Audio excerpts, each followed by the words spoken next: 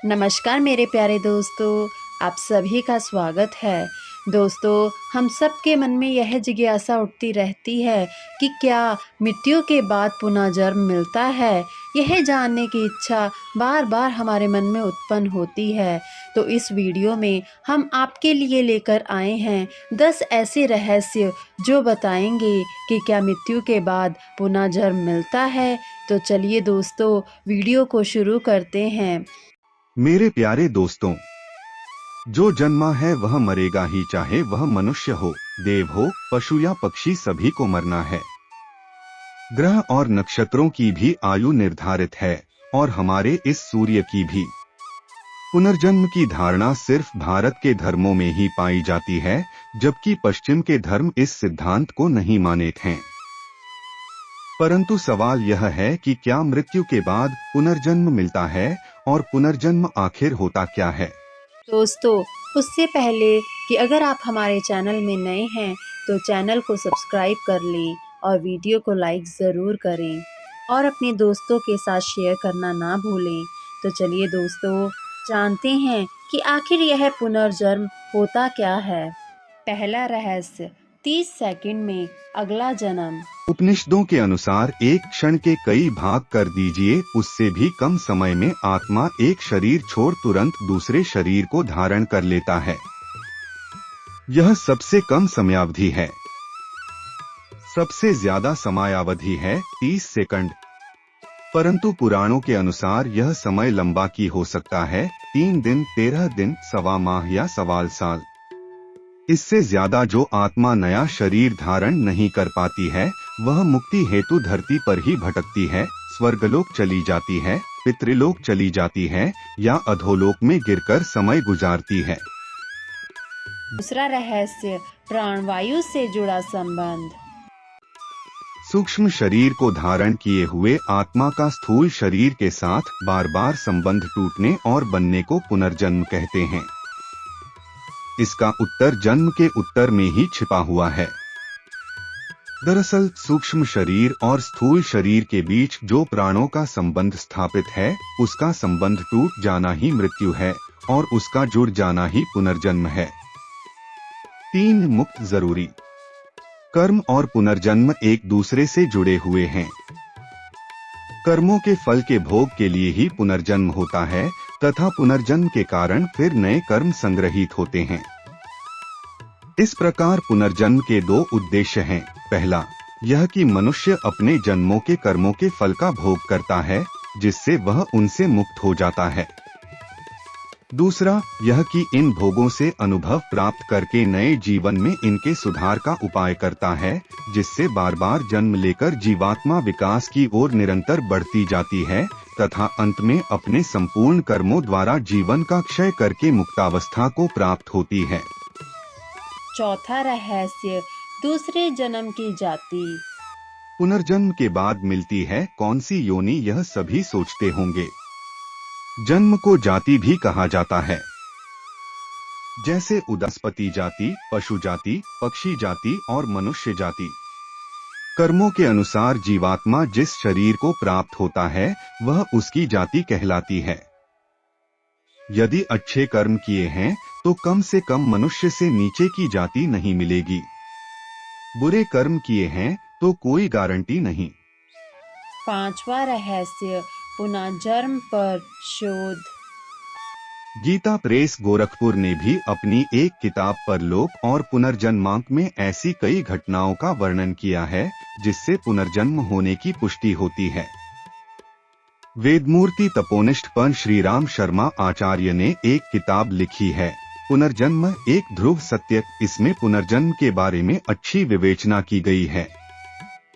पुनर्जन्म में रुचि रखने वाले को ओशो की किताबें जैसे विज्ञान भैरव तंत्र के अलावा उक्त 2 किताबें जरूर पढ़ना चाहिए। ओशो रजनीश ने पुनर्जन्म पर बहुत अच्छे प्रवचन दिए हैं। उन्होंने खुद के भी पिछले जन्मों के बारे में विस्तार से बताया है। इसी प्रकार बेंगलुरु की national institute of mental health and neuro sciences में क्लिनिकल साइकोलॉजिस्ट के रूप में कार्यरत डॉक्टर सतवंत पसरिया द्वारा इस विषय पर शोध किया गया था। उन्होंने अपने इस शोध को एक किताब का रूप दिया जिसका नाम है glimpse of reincarnation through empirical study of cases in India's. इस किताब में 1973 के बाद से भारत में हुई 500 पुनर्जन्म की घटनाओं का उल्लेख मिलता है।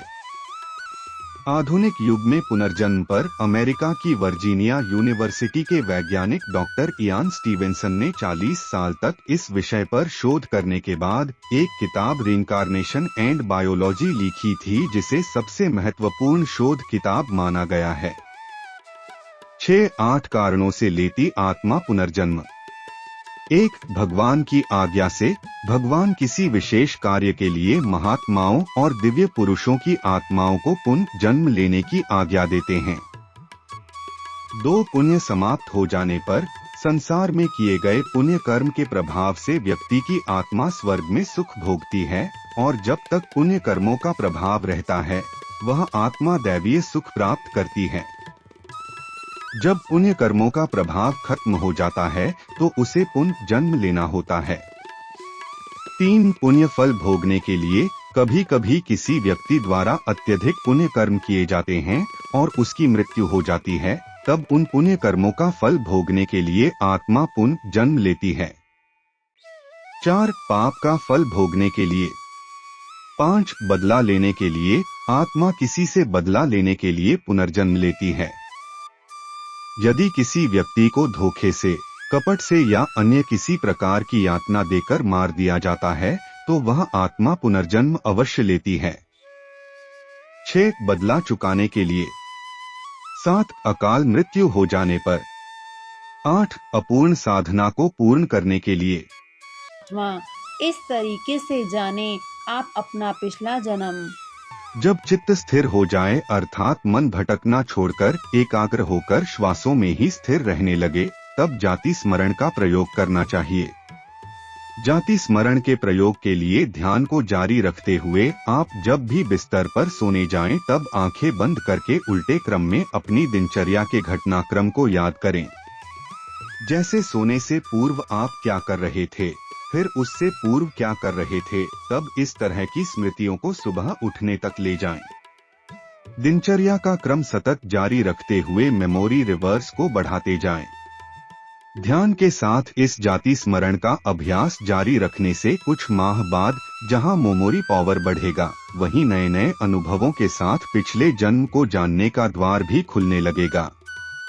जैन धर्म में जाति स्मरण के ज्ञान पर विस्तार से उल्लेख मिलता है। इसके अलावा योग में अष्ट सिद्धि के अलावा अन्य 40 प्रकार की सिद्धियों का वर्णन मिलता है। उनमें से ही एक है पूर्वजन्म ज्ञान सिद्धि योग। इस योग की साधना करने से व्यक्ति को अपने अगले पिछले सारे जन्मों का ज्ञान होने लगता है। यह साधना कठिन जरूर है, लेकिन योगाभ्यासी के लिए सरल है। सम्मोहन क्रिया से भी पिछला जन्म जाना जा सकता है। 8. मरने के बाद कौन कहाँ चला जाता है। यजुर्वेद में कहा गया है कि शरीर छोड़ने के पश्चात जिन्होंने तपध्यान किया है वे ब्रह्मलोक चले जाते हैं, अर्थात ब्रह्मलीन हो जाते हैं।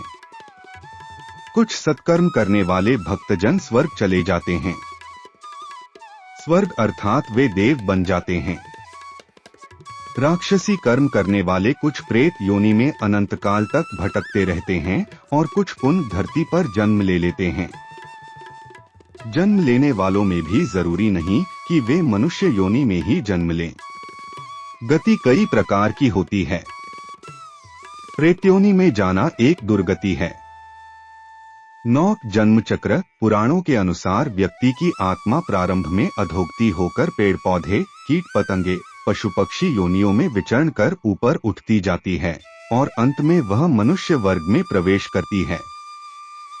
मनुष्य अपने प्रयासों से देव या दैत्य वर्ग में स्थान प्राप्त कर सकता है। वहां से पतन होने के बाद वह फिर से मनुष्य वर्ग में गिर जाता है। यदि आपने अपने कर्मों से मनुष्य की चेतना के स्तर से खुद को नीचे गिरा लिया है तो आप फिर से किसी पक्षी या पशु की योनि में चले जाएंगे। यह क्रम चलता रहता है, अर्थात व्यक्ति नीचे गिरता या कर्मों से ऊपर उठता चला जाता है। 10 प्रारब्ध कर्म। यही कारण है कि व्यक्ति को उसके कर्मों के अनुसार जीवन मिलता है और वह अपने कर्मों का फल भोगता रहता है। यही कर्मफल का सिद्धांत है। प्रारब्ध का अर्थ ही है कि पूर्व जन्म अथवा पूर्व काल में किए हुए अच्छे और बुरे कर्म जिसका वर्तमान में फल भोगा जा रहा हो। विशेषतया इसके दो मुख्य भेद हैं कि संचित प्रारब्ध जो पूर्व जन्मों के कर्मों के फलस्वरूप होता है और क्रियमान प्रारब्ध जो इस जन्म में किए हुए कर्मों के फलस्वरूप होता है। इसके अलावा अनिच्छा प्रारब्ध, परेच्छा प्रारब्ध और स्वेच्छा प्रारब्ध नाम के 3 गौण भेद भी हैं। प्रारब्ध कर्मों के परिणाम को ही कुछ लोग भाग्य और किस्मत का नाम दे देते हैं। पूर्व जन्म और कर्मों के सिद्धांत को समझना जरूरी है। दोस्तों, आशा करते हैं कि आप सभी को यह वीडियो बहुत पसंद आई होगी। कृपया करके वीडियो को लाइक करें, चैनल को सब्सक्राइब करें। मिलते हैं अगली वीडियो में। खुश रहें, सदा मुस्कुराते रहें।